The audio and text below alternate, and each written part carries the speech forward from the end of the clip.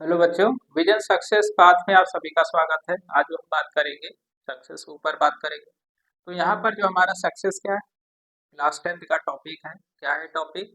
Digestion. तो digestion के ऊपर क्या है हमें पढ़ना है, क्योंकि ये रिपीटेड क्वेश्चन है। हर साल ये क्वेश्चंस क्या आ जाते हैं, तो हमारा प्रैक्टिस हो जाएगा, वन शॉट में पूरा कंप्लीटेड हो जाएगा, आसानी से रिवीजन हो जाएगा। जो कि पेपर में क्या होगा, 4 से 5 मार्क्स का आता है, डायग्राम आता है। तो जब तक हमें टॉपिक नहीं पता है तब तक हम डायग्राम भी नहीं बना पाएंगे, तो ये भी एक क्या होता है, समस्या रहती है। तो यहाँ पर हम क्या करेंगे, इसके ऊपर बहुत आसान तरीके से जो हमें लिखना है पेपर में, जिससे हमको मार्क्स मिलेगा, जो हमें लिखना है पेपर में जिससे हमको मार्क्स मिलेगा, वही टॉपिक क्या करेंगे, केवल बताएंगे, बाकी टॉपिक क्या कर देंगे, हटा देंगे, क्योंकि उसी से हमें मार्क्स मिलेगा। बाकी चीज लिखने से मार्क्स क्या होगा, नहीं मिलेगा। और बहुत खास खास ये टॉपिक है, बहुत ज्यादा ही खास है। ठीक है, तो यहाँ पर हम क्या करेंगे, इसको पढ़ेंगे और आपका रिवीजन बहुत आसानी से, और आप भूलेंगे भी नहीं इस टॉपिक को।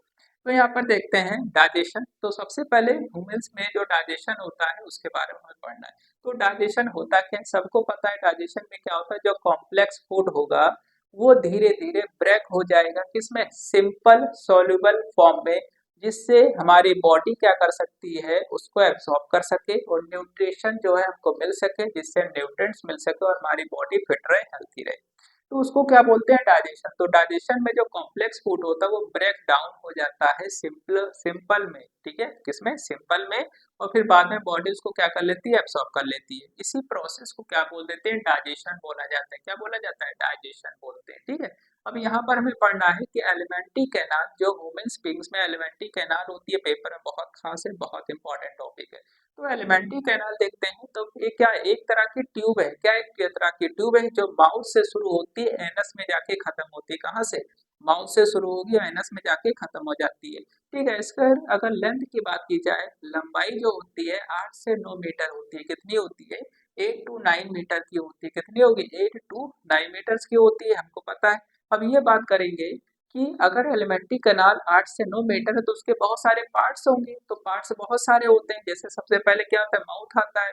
फिर क्या होगा, फूड पाइप आएगा, जिसको क्या बोलेंगे, इसोफेगस बोला जाएगा। फिर क्या आएगा, स्टोमक आएगा, पेट हिस्सा। फिर क्या आएगा, स्मॉल इंटेस्टाइन आएगा। फिर क्या आएगा, लार्ज इंटेस्टाइन आएगा। फिर क्या आएगा, एनस आएगा। फिर क्या, सॉरी, फिर क्या आएगा, रेक्टम आ जाएगा। ठीक है, तो पहले एनस, फिर क्या आएगा, रेक्टम। इस तरह से 7 मेनली पार्ट्स हैं जो कि हमें लिखना है और मार्क्स को खींच लेना है। ठीक है, तो मार्क्स पाने का तरीका यह है कि आप क्या लिख रहे हैं, जो मांग रहा है वो लिखेंगे, तब मार्क्स मिलेगा। वही चीज हमने लिखा है और आसानी से आपको मार्क्स मिल जाएगा, बहुत आसानी से। ठीक है, तो बहुत आसान टॉपिक है। कौन कौन से पार्ट्स होते हैं, माउथ होते हैं, ओसोफेगस होता है, फिर स्टोमक होगा, स्मॉल इंटेस्टाइन होगा, लार्ज इंटेस्टाइन, एनस, रेक्टम होता है। ये बहुत आसानी से हमको समझ में आ गया।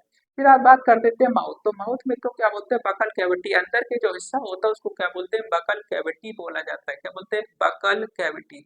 अब ये जो बकल कैविटी होता है, इसमें दांत होंगे। दांत क्या करेंगे, फूड को च्यू करते हैं, चबाते हैं। ठीक है, और बॉडी और माउथ को भी क्या करते हैं, शेप देते हैं। ठीक है, दूसरा अगर देखते हैं तो स्लाइवरी ग्लैंड होते हैं, माउथ में स्लाइवरी ग्लैंड होते हैं। ठीक है, ये जो स्लाइवरी ग्लैंड होते हैं ये क्या करते हैं, स्लाइवा निकालते हैं। जो स्लाइवा होता है उसमें इंजाइम्स प्रेजेंट होता है। कौन सा इंजाइम्स हो, वैसे एंजाइम्स होता है, वो जो एंजाइम्स होता है, सिलाइवरी एमाइलेस या टाइलिन, क्या बोलते हैं, पेपर में पूछा गया है कि सिलाइवरी ग्लैंड से कौन सा एंजाइम्स रिलीज होता है।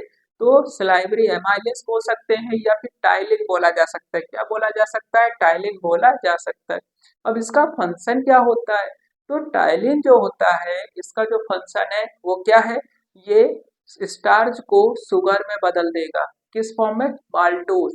पूछा जाता है कि सिलाइवरी ग्लैंड जो टाइलिन रिलीज करता है, इस टाइलिन से, ये टाइलिन का फंक्शन बताइए। तो ये स्टार्च को किस में बदलेगा, शुगर में। किस में बदलेगा, शुगर। कौन सा शुगर, माल्टोज में बदल देता है। फिर बात करते हैं ओसोफेगस, जिसको फूड पाइप बोलते हैं। तो फूड पाइप का काम क्या है, हमने चबाया, निगला, फिर उस खाने को कहाँ पहुंचाएगा, पेट तक पहुंचाएगा। तो जब पेट तक पहुंचाएगा तो इसका मतलब वो कुछ ना कुछ मूवमेंट कर रहा होगा। तो किस मूवमेंट की वजह से खाना पेट तक पहुंचता है, पेरिस्टलेटिक मूवमेंट, या फिर बोल सकते हैं पेरिस्टलेसिस बोला जा सकता है, या पेरिस्टलेटिक मूवमेंट या पेरिस्टलेसिस। मतलब ये जैसे सांप का मूवमेंट होता है, देखते होगे, इसने इसने कभी भी देखा होगा, ग्राउंड में चल रहा होता है, टेढ़ा मेढ़ा चल रहा होता है। उसी तरह से जो हमारे ओसोफेगस होती है, फूड पाइप होती है, भी क्या करती है उसी तरह से टेढ़ा मेढ़ा चल रहा होता है, जिसकी वजह से खाना आगे की तरफ क्या हो रहा है, पुश हो रहा होता है, जाकर के फिर पेट में, स्टोमक में क्या होगा, स्टोर हो जाता है। ठीक है। अब उसके बाद बात करते हैं पेरिस्टाल्सिस, ये बहुत इंपॉर्टेंट है। पेरिस्टाल्सिस होता क्या है, एक तरह का वेव लाइक कॉन्ट्रैक्शन और रिलैक्शन, एक बार कॉन्ट्रैक्शन होगा, एक बार रिलैक्शन होगा, एक बार खिंचाव होगा, एक बार रिलैक्स होगा, जिसकी वजह से खाना क्या होगा, एक तरफ केचुआ देखा होगा, ठीक है, केचुआ देखा होगा अर्थवर्म, वो भी क्या करता है, इसी तरह से खिंचाव करता है और आगे की तरफ बढ़ता है। उसी तरह से जो हमारी फूड पाइप होती है पेरिस्टाल्सिस, मूवमेंट होता है, वेव लाइक कॉन्ट्रैक्शन और रिलैक्शन होगा, जिसकी वजह से जो मसल्स होती हैं इसकी, वो क्या करेंगी, खाने को आगे की तरफ ढकेलती हैं, क्या करती हैं, खाने को आगे की तरफ ढकेलती हैं। फिर बात करते हैं स्टोमक। स्टोमक कैसा होता है, जे के शेप का होता है, कैसा होता है, जे के शेप का होता है। ये मैस्कुलर बैग होता है, यहाँ पर फूड का क्या होता है, चर्निंग होता है, मतलब क्या हो गया, ब्रेकिंग डाउन होता है। फिर बात करते हैं यहाँ पर बहुत सारे क्या होते हैं, गैस्ट्रिक ग्लैंड्स होते हैं। ये जो गैस्ट्रिक ग्लैंड्स होते हैं ये क्या रिलीज करते हैं, बहुत सारी चीजें, लेकिन हमें मेनली जो पेपर में मांग रहा है वो लिखना है। तो उसके लिए सबसे पहले कौन है, HCl है। तो HCl को क्या बोलते हैं, गैस्ट्रिक जूस के नाम से पेपर में पूछ लेगा, गैस्ट्रिक जूस का फॉर्मूला लिखिए, तो HCl लिखा जाएगा, जिसको बोलते हैं हाइड्रोक्लोरिक एसिड। क्या लिखते हैं, हाइड्रोक्लोरिक एसिड। अब ये जो हाइड्रोक्लोरिक एसिड होता है ये क्या करता है, जो हम खाना खा रहे होते हैं उसके साथ कुछ ना कुछ जर्म्स जा रहे होते हैं, तो उनको किल करता है और उस फूड को एसिडिक मीडियम में बदल देता है। एसिडिक मीडियम में क्यों बदलता है, जिससे फूड बहुत आसानी से सिंपल फॉर्म में कन्वर्ट हो सके, क्या हो, सिंपल फॉर्म में कन्वर्ट हो सके। फिर आता है पेप्सिन। पेप्सिन क्या करेगा, उसमें जो प्रोटीन होगा उसको, प्रोटीन को डाइजेस्ट कर देगा, बदल देगा किसमें, पेप्टोन्स में। किसमें बदलेगा, पेप्टोन्स में। पूछ लेता है पेप्सिन का फंक्शन बता दीजिए, तो पेप्सिन क्या करता है, प्रोटीन को पेप्टोन्स में क्या करेगा, कन्वर्ट करता है। फिर आता है म्यूकस। म्यूकस क्या करता है, ये जो स्टोमक की वॉल होती है अंदर में, जिसमें क्या होता है, HCl रिलीज हो रहा है, तो HCl से बचाता है, जिससे क्या हो, जो स्टोमक की वॉल है, पेट की दीवार है या वॉल है, वो प्रोटेक्ट रहे, लाइनिंग जो होती है उसको बचाता है। तो बचाता कौन है, म्यूकस बचाता है। कौन बचाता है, म्यूकस बचाता है।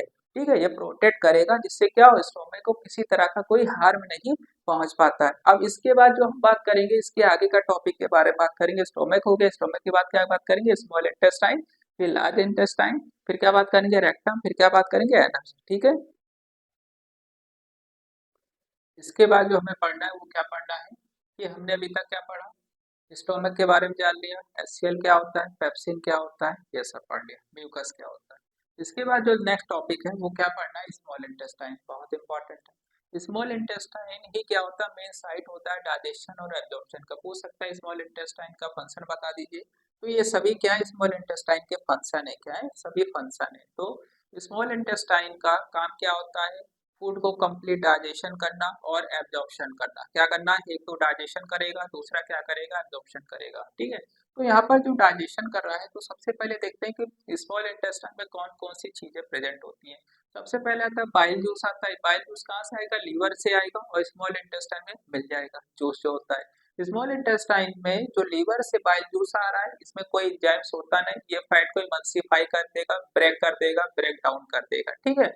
और फिर फैट में बदल, फैट को क्या करेगा, इमल्सिफाई कर देगा, छोटे छोटे ड्रॉप में कन्वर्ट कर, जिसको फैटी एसिड बोलते हैं। फिर आता है ये मीडियम क्या बनाता है, अल्कलाइन मीडियम बनाता है। स्टोमक में कैसा मीडियम था, HCl रिलीज हुआ था, जिसकी वजह से एसिडिक, उस एसिडिक मीडियम को किस में कन्वर्ट कर देगा, ये अल्कलाइन मीडियम में क्या कर देगा, कन्वर्ट कर देगा। ठीक है। फिर उसके बाद दूसरा जो टॉपिक है, पैनक्रियाटिक जूस। पैनक्रियास से जो जूस आ रहे हैं उसमें क्या है, एमाइलेज है, ट्रिप्सिन है, लाइपेज है। कौन है, एमाइलेज है, ट्रिप्सिन है, लाइपेज। एमाइलेज क्या करता है, शुगर, जो बचा हुआ स्टार्च होता है उसको शुगर में कन्वर्ट कर देगा। किस में कन्वर्ट कर देगा, शुगर में। ट्रिप्सिन क्या करता है, प्रोटीन को अमीनो एसिड में बदल देगा। क्या बदलेगा, प्रोटीन जो बचा हुआ है उसको अमीनो एसिड में कन्वर्ट कर देगा। लाइपेज जो है ये फैट को फैटी एसिड और ग्लिसरॉल में बदलता है। फैट को किसमें बदलेगा, एक तो फैटी एसिड, दूसरा ग्लिसरॉल। ये बहुत ज्यादा इंपॉर्टेंट टॉपिक है, याद रखिएगा। एमाइलेज, ट्रिप्सिन और लाइपेज, जितने इसके एंजाइम्स हैं उसको बहुत आसान तरीके से हमने समझाया हुआ है। ठीक है। एमाइलेज क्या करेगा, शुगर को स्टार्च, स्टार्च को शुगर में बदल देगा। ट्रिप्सिन क्या करेगा, प्रोटीन को अमीनो एसिड में बदल देगा। लाइपेज क्या करेगा, फैट को फैटी एसिड और ग्लिसरॉल में बदल देगा।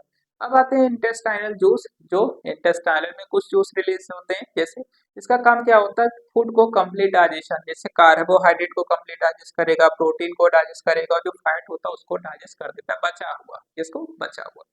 फिर आते हैं एब्जॉर्प्शन। उसके बाद स्मॉल इंटेस्टाइन का कार्य क्या होता है, फंक्शन क्या होता है, एब्जॉर्प्शन करना। तो एब्जॉर्प्शन में क्या करेगा, जो डाइजेस्टेड फूड है उसको एब्जॉर्ब कर लेगा, क्या करेगा, एब्जॉर्ब कर लेगा, किसकी सहायता से, बिली। बिली क्या होता है, स्मॉल इंटेस्टाइन में फिंगर लाइक जो प्रोजेक्शन होता है, फिंगर की तरह, जैसे ये स्मॉल इंटेस्टाइन है, तो स्मॉल इंटेस्टाइन में इस तरह से फिंगर की तरह क्या होगा, प्रोजेक्शन होगा। ये जो प्रोजेक्शन है यही क्या कहलाता है, बिली कहलाता है। इसकी सहायता से ये क्या करते हैं, ये न्यूट्रिएंट्स को एब्जॉर्ब करते हैं, जो खाना डाइजेस्ट हो चुका है उसमें से जो न्यूट्रिएंट्स है उनको क्या करेगा, ये एब्जॉर्ब करता है, ठीक है। फिर आगे बात करते हैं लार्ज इंटेस्टाइन। लार्ज इंटेस्टाइन का काम क्या होता है, ये वाटर, मिनरल, सॉल्ट को एब्जॉर्ब करेगा, वाटर को एब्जॉर्ब करेगा, मिनरल्स को एब्जॉर्ब करेगा, सॉल्ट को, ठीक है। फिर रेक्टम का काम क्या होता है, जो वेस्ट प्रोडक्ट होता है उसको स्टोर करता है। एनएस क्या करेगा, ये पर टाइम क्या करेगा, इरिगेशन की सहायता से वेस्ट प्रोडक्ट को रिमूव करा देगा, ठीक है। तो यहाँ पर जो वेस्ट प्रोडक्ट होगा कौन रिमूव करेगा, एनएस होता है। रेक्टम क्या करता है, स्टोर करता है। लार्ज इंटेस्टाइन पूछ सकता है क्या करता है, तो वाटर और मिनरल्स और सॉल्ट को एब्जॉर्ब करता है, ठीक है। तो ये याद रखिएगा, बहुत बहुत क्या है खास है, स्मॉल इंटेस्टाइन बहुत ज्यादा खतरनाक है, बहुत ज्यादा इंपॉर्टेंट है। बहुत आसान तरीके से इस वजह से समझाएं जिससे आपको क्या हो, बहुत आसानी से समझ में आ सके और पेपर में बहुत आसानी से आप क्या कर सके, लिख सके। तो होप है आपको वीडियो अच्छा लगा होगा। वीडियो अच्छा लगा तो वीडियो को लाइक कीजिए, कमेंट कीजिए, चैनल को सब्सक्राइब कीजिए, जिससे हर वीडियो का जो नोटिफिकेशन है आपके पास क्या पहुंच सके, और आपकी बोर्ड की जो प्रिपरेशन है वो क्या बेटर से और बेटर फॉर्म में क्या हो सके।